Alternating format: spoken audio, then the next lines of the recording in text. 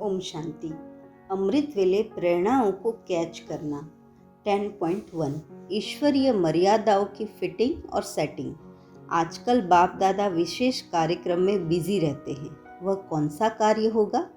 कोई भी कार्य में बाप के साथ बच्चों का संबंध होगा ना। तो अपने से संबंधित कार्यक्रम को नहीं जानते हो? अमृत वेले जब बाप से गुड मॉर्निंग व रूरिहान करने आते हो तो उस समय अनुभव नहीं करते हो या उस समय लेने में ही बिजी रहते हो? क्या टच होता है? वर्तमान समय समाप्ति का समय समीप आ रहा है। समाप्ति में लास्ट और फास्ट दोनों का प्रत्यक्ष रूप में साक्षात्कार होता है। बाप दादा हर रोज हर एक की सेटिंग और फिटिंग ये दोनों ही बातें देखते हैं। कोई कोई अपने आप को सेट करने की कोशिश भी करते हैं, लेकिन फिटिंग ठीक ना होने के कारण सेटिंग भी नहीं होती। फिटिंग और सेटिंग को तो आप जानते हो ना। ईश्वरीय मर्यादाओं में अपने आप को चलाना, यह ईश्वरीय मर्यादाएं हैं फिटिंग। इन मर्यादाओं के आधार से स्थिति की सेटिंग होती है। बाप दादा जब नंबरवार महारथियों को देखते हैं व महारथियों के महारथी सेटिंग की फिटिंग करते हैं तो क्या देखते हैं? कोई ना कोई बात की व मर्यादा की फिटिंग न होने के कारण सीट पर सेट नहीं हो सकते। अभी अभी सीट पर है और अभी अभी सीट के बजाय कोई ना कोई साइड पर दिखाई देते हैं।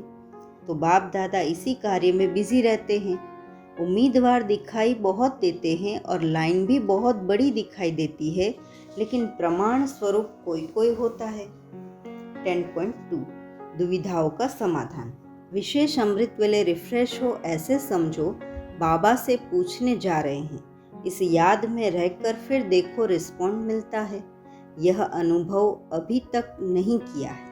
जैसे यहाँ साकार में कोई बात पूछने के लिए फौरन भाग आते हो, वैसे अव्यक्त को अपने नज़दीक लाओ तो ऐसी ही महसूसता हो सकती है।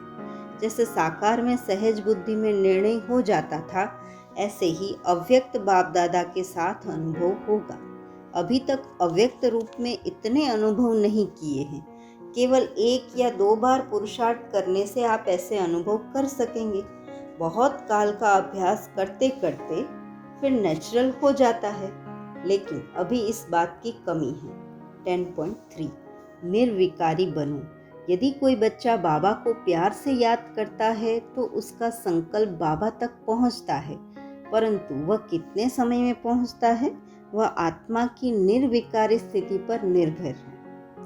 मन में संकल्प उत्पन्न होते हैं और जितना आत्मा में निर्विकारीपन है उतना ही तीव्र गति से संदेश बाप दादा के पास पहुंचता है। बाप दादा अमृत वेले बुद्धि में महानता के विशेष श्रेष्ठ संकल्प टच कराते हैं। 10.4 अपने संकल्पों को बाबा की प्रेरणा में मिक्स नहीं करो। आपको सब डायरेक्शन मिले हुए हैं, क्लियर है ना? कभी मूंझते तो नहीं। इस कार्य में यह करे या नहीं करे ऐसे मूंझते तो नहीं। जहाँ भी कुछ मूंझते हो तो जो निमित्त बने हुए हैं उन्हों से वेरीफाई कराओ, या फिर स्वस्थिति शक्तिशाली है तो अमृत वेले की टचिंग सदा यथार्थ होगी। अमृत वेले मन का भाव मिक्स करके नहीं बैठो, प्लेन बुद्धि होकर बैठो, फिर टचिंग यथार्थ होगी। कई बच्चे जब कोई प्रॉब्लम आती है तो अपने ही मन का भाव भरकर बैठते हैं। करना तो यही चाहिए, होना तो यही चाहिए, मेरे विचार से यह ठीक है, तो टचिंग भी यथार्थ नहीं होती। अपने मन के संकल्प का ही रिस्पॉन्ड में आता है, इसीलिए कहाँ ना कहाँ सफलता नहीं होती। फिर मूंझते हैं कि अमृत वेले डायरेक्शन तो यही मिला था, फिर पता नहीं ऐसा क्यों हुआ, सफलता क्यों नहीं मिली। लेकिन मन का भाव जो मिक्स किया उस भाव का ही फील मिल जाता है। मनमत का क्या फल मिलेगा? मूंझेगा ना। इसको कहा जाता है अपने मन के संकल्पों को भी विल करना। मेरा संकल्प यह कहता है, लेकिन बाबा क्या कहता है? 10.5 बाबा से सेवा के नए नए प्लान स्केच करो। ए अमृत वेले प्लान बुद्धि हो तो बाप दादा द्वारा प्लान टच होंगे, प्लानिंग बुद्धि बनते जाएंगे। साकार आधार लेते हो, इसीलिए प्लानिंग बुद्धि नहीं बनती। जब बाप दादा देखते हैं हद के आधार बना रखे हैं तो बाप क्यों मदद करे। बी, कोई ना कोई नई इन्वेंशन जरूर होनी चाहिए जो नवीनता स्वयं में भी और सेवा में भी नवीनता लाए। उसका प्रैक्टिकल प्लान बनाओ।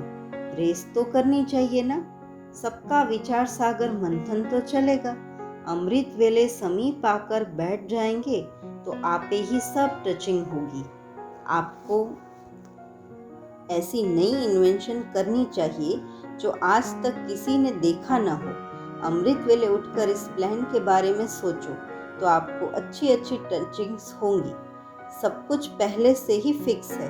जो कल पहले हुआ था वही रिपीट करना है, परंतु किसी को भी इंस्ट्रूमेंट बनाना पड़े। अमृत वेले जो मुख्य प्लानिंग बुद्धि है उन्हों को बाप दादा कार्य के निमित्त बनाता है। उन्हों को नई विधियां सेवा की टच होगी। सिर्फ अपनी बुद्धि को बाप के हवाले करके बैठो। बुद्धिवानों की बुद्धि आपकी बुद्धि को टच करेंगे। यह प्लानिंग बुद्धि वालों को वरदान मिला हुआ है। सिर्फ निमित्त बनो। ओम शांति।